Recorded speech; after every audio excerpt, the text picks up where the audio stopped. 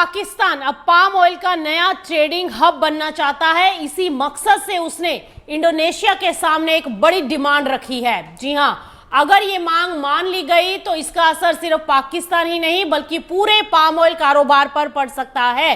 पाकिस्तान ने इंडोनेशिया से crude palm oil यानी सीपीओ पर लगने वाली एक्सपोर्ट लेवी घटाने की मांग कर दी है।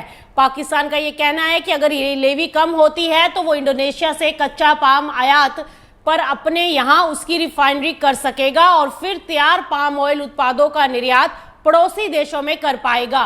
फिलहाल इंडोनेशिया क्रूड पाम ऑयल पर करीब $129 प्रति टन की एक्सपोर्ट लेवी वसूल करता है। इसके अलावा अलग से एक्सपोर्ट ड्यूटी भी लगती है, जिससे आयात को रिफाइनर्स की कॉस्ट काफी बढ़ जाती है और यही कारण है कि पाकिस्तान ने इस लेवी में राहत की डिमांड की है।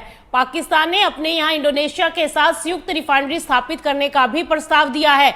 हालांकि ये प्रस्ताव इंडोनेशिया की मौजूदा नीति से बिल्कुल अलग है, क्योंकि इंडोनेशिया अब कच्चे पाम ऑयल की बजाय रिफाइंड और वैल्यू एडिड उत्पादों के निर्यात को बढ़ावा देना चाहता है। इसके बावजूद दोनों देशों के बीच व्यापारिक सहयोग लगातार बढ़ रहा है और 2025 में दोनों देशों के बीच करीब $4.3 अरब का व्यापार भी हुआ था, जबकि 2026 के पहले 4 महीने में ही दोनों देशों के बीच इस व्यापार का आंकड़ा लगभग $1.2 अरब तक पहुंच चुका है।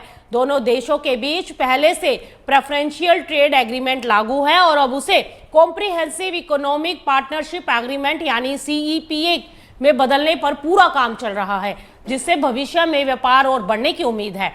यानी कि इससे साफ हो जाता है कि पाकिस्तान पाम ऑयल के कारोबार में अपनी भूमिका को बढ़ाना चाहता है, लेकिन इसकी राह काफी हद तक इंडोनेशिया के फैसले पर निर्भर करेगी।